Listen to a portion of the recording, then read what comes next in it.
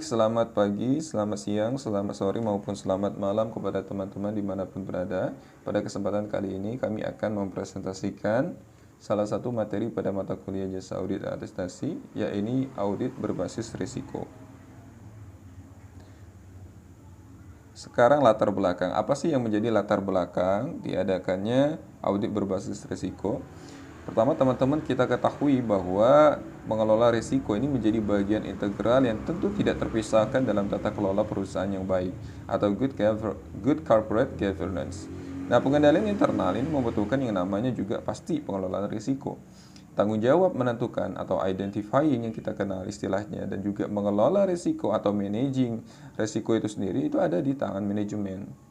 Salah satu peran pengendalian internal adalah memastikan bahwa risiko tersebut dikelola dengan baik. Karena dengan pengelolaan risiko yang baik, dan diharapkan sebuah perusahaan bisa mencapai tujuannya dengan efektif dan juga dengan efisien.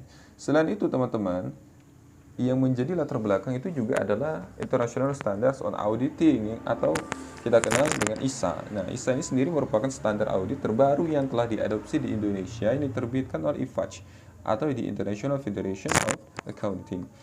ISA itu sendiri, teman-teman, ini sepenuhnya dia mengadopsi pendekatan audit berbasis risiko, sehingga saat ini penerapan audit berbasis risiko tentu menjadi sebuah hal yang wajib. Pendekatan ini mendapatkan perhatian luas dan dianggap dia yang paling efektif karena paling cocok untuk kondisi lingkungan bisnis yang saat ini yang sering berubah-ubah.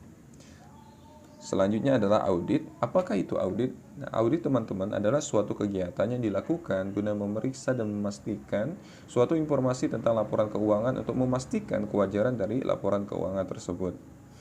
Ada beberapa tujuan dari audit. Yang pertama adalah kelengkapan. Jadi maksudnya ini untuk meyakinkan bahwa seluruh transaksi telah dicatat atau ada dalam jurnal secara aktual telah dimasukkan.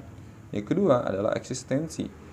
Yang pasti maksudnya adalah untuk memastikan bahwa semua harta dan kewajiban yang tercatat memiliki eksistensi atau keterjadian pada tanggal tertentu. Jadi barangnya itu ada, teman-teman. Dan tidak fiktif. Kemudian penilaian. Maksudnya adalah untuk memastikan bahwa prinsip-prinsip akuntansi yang berlaku umum telah diterapkan dengan benar. Kemudian klasifikasi ini untuk juga memastikan, teman-teman, bahwa transaksi yang dicantumkan dalam jurnal diklasifikasikan dengan tepat.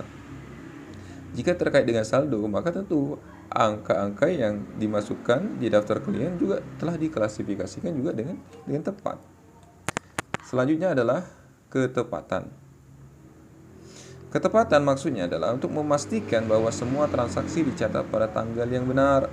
Rincian dalam saldo akun sesuai dengan angka-angka buku besar, serta penjumlahan saldo sudah dilakukan dengan tepat. Selanjutnya adalah pisah batas atau cut off. Ini untuk memastikan bahwa transaksi-transaksi yang dekat tanggal neraca dicatat dalam periode yang tepat. Transaksi yang mungkin sekali salah saji adalah transaksi yang dicatat mendekati akhir suatu periode akuntansi. Yang terakhir itu adalah pengungkapan. Pengungkapan sendiri ini untuk meyakinkan bahwa saldo akun dan persyaratan pengungkapan yang berkaitan telah disajikan dengan wajar dalam laporan keuangan dan dijelaskan dengan wajar dalam isi dan catatan kaki laporan tersebut. Selanjutnya kita kepada risiko. Setelah kita mengenal audit, kita mengenal apakah itu risiko.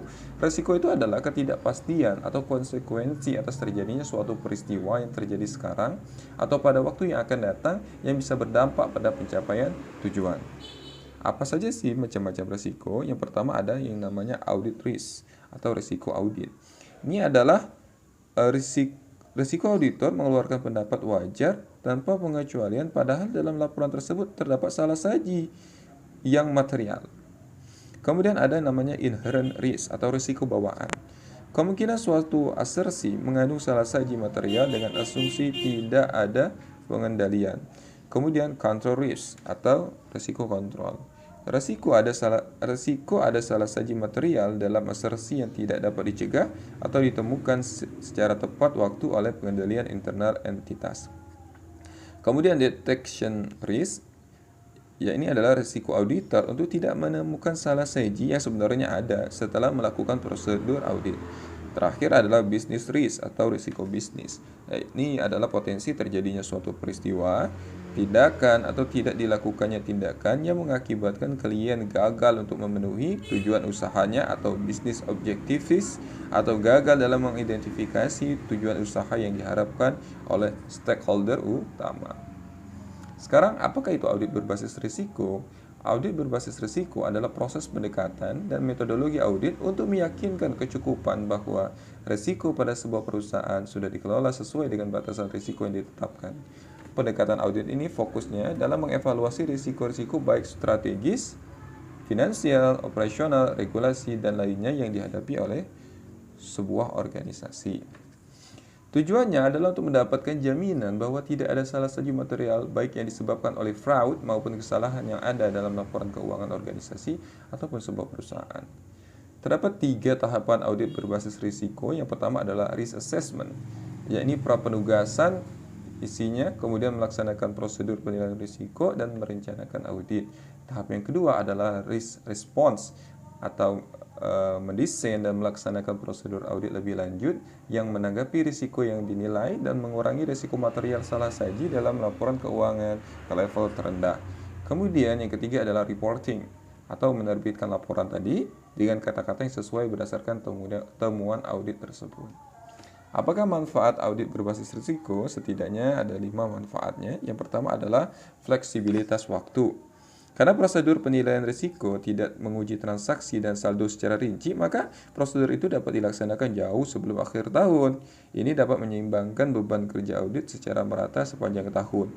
Ini juga memberi waktu yang cukup bagi klien untuk menanggapi temuan mengenai kelemahan pengendalian intern dan permintaan bantuan sebelum dimulainya pekerjaan lapangan pada akhir tahun. Namun, kalau informasi keuangan interim atau bulanan tidak tersedia, prosedur penilaian risiko analytical terpaksa dilaksanakan lebih lambat. Kemudian, upaya tim audit terfokus pada area kunci. Nah, dengan memahami di mana risiko salah saji material bisa terjadi dalam laporan keuangan, auditor dapat mengarahkan tim audit ke hal-hal berisiko tinggi dan mengurangi pekerjaan pada lower risk areas atau area-area yang ternyata risikonya rendah. Kemudian yang ketiga, itu adalah prosedur audit terfokus pada risiko. Prosedur audit selanjutnya dirancang untuk menanggapi risiko yang dinilai. Oleh karena itu, uji rincian yang hanya menanggapi risiko secara umum akan dapat dikurangi secara signifikan atau bahkan sama sekali dihilangkan. Yang keempat adalah pemahaman atas pengendalian internal. Pemahaman terhadap pengendalian intern yang diwajibkan tadi oleh ISA memungkinkan auditor ini mengambil keputusan yang tepat untuk menguji atau tidak menguji efektifnya pengendalian intern.